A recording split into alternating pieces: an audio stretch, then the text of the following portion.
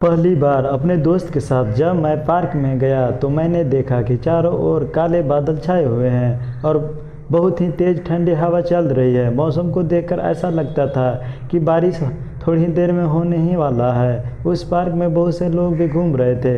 तब भी हमने देखा कि एक बुढ़िया बैठी हुई थी। उसके हाथ में कुछ खाने का सामान था जिसे वह धीरे धीरे खा रही थी। उस बुढ़िया को देखकर ऐसा लगता था कि शायद घर में अकेली होगी, इसलिए काम करके वहीं पर बैठकर खा रही थी।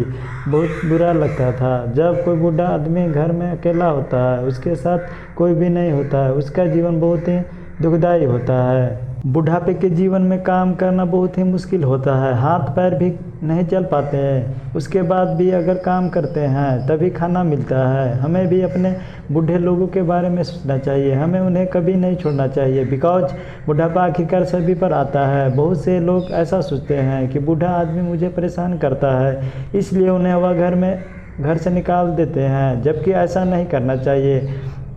बूढ़े आदमी का स्वभाव एक बच्चे की तरह होता है, इसलिए थोड़ी जिद करता है। हमें हमेशा अपने बूढ़े आदमी की बातों को हल्के में ही लेना चाहिए, ज़्यादा हमें उनके बारे में नहीं सोचना चाहिए। वह कहते रहते हैं, हमें इस बात पर ध्यान नहीं देना चाहिए और उसकी सेवा करनी चाहिए, तभी हम जीवन में एक सफल आदमी कहलाएंगे। वह लड़का उस बुढ़िया को देखता है जो कि किसी पास के घर में काम करने जाती है। वह बहुत ही धीरे धीरे चल रही थी। वह उसे बहुत ध्यान से देखता है। वह बुढ़िया एक पेड़ के पास बैठ जाती है, फिर उसके पास जो खाना था वह उसे खाने लगती है। शायद उसे भूख लगी होगी, वह खाना खाती है, फिर वहीं पर आराम करती है। वह लड़का उस बुढ़िया के पास जाता है। वह कहता है, अम्मा आप यहाँ पर क्यों बैठी है?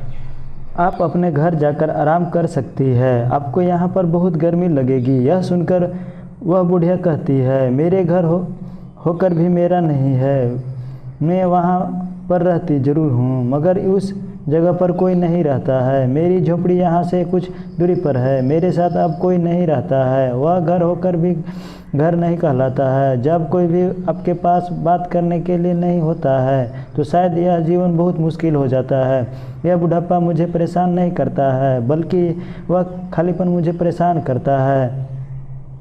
जब तक मैं काम करती हूँ मेरा मन लगा रहता है, मगर जब काम पूरा होता है फिर मन में बहुत से ख्याल चलते हैं, जिनके बाद मन दुखी हो जाता है। वह लड़का अम्मा की बातें बहुत ध्यान से सुन रहा था, क्योंकि वह सब कुछ जानना चाहता था जो कि वह बुढ़िया कहना चाहती थी। कुछ देर बाद वह बुढ़िया से कहता है कि मुझे आपकी वह झोपड़ी देखनी है। उसके बाद वह लड़का उसके साथ चलता है। दोनों कुछ समय बाद पहुंच जाते हैं। वह लड़का कहता है कि अम्मा यहाँ पर तो कुछ भी नहीं है, आपको यहाँ पर रहने में डर नहीं लगता है, क्योंकि यहाँ से कुछ दूरी पर जंगल है। वह अम्मा कहती है, मैंने तुम्हें बताया था कि मुझे डर सिर्फ खालीपन से लगता है, क्योंकि मेरे साथ कोई भी बात करने को नहीं है। यह सुनकर वह लड़का कहता है कि मैं आपके पास यहाँ पर हर रोज़ मिलने आया करूँगा, मुझे दोस्तों से सतह खेलना अच्छा नहीं लगता है। यह सुनकर वह बुढ़िया कहती है, तुम तो मेरे साथ में बोर हो जाओगे। वह लड़का कहता है, मैं आपसे कहानी सुनना पसंद करूंगा। यह सुनकर आज बुढ़िया को लग रहा था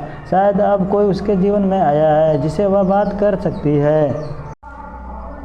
आपको यहाँ पर रहने में डर नहीं लगता है, क्योंकि यहाँ से कुछ दूरी पर जंगल है। वह अम्मा कहती है, मैंने तुम्हें बताया था कि मुझे डर सिर्फ खालीपन से लगता है, क्योंकि मेरे साथ कोई भी बात करने को नहीं है। यह सुनकर वह लड़का कहता है कि मैं आपके पास यहाँ हर रोज़ आया करूँगा, मुझे दोस्तों से सदा खेलना अच्छा नहीं लगता है। यह सुनकर वह बुढ़िया कहती है, तुम तो मेरे साथ में बोर हो जाओगे। वह लड़का कहता है, मैं आपसे कहानी सुनना पसंद करूंगा। यह सुनकर आज बुढ़िया को लग रहा था शायद वह कोई उसके जीवन में आया है जिसे वह बात कर सकती है।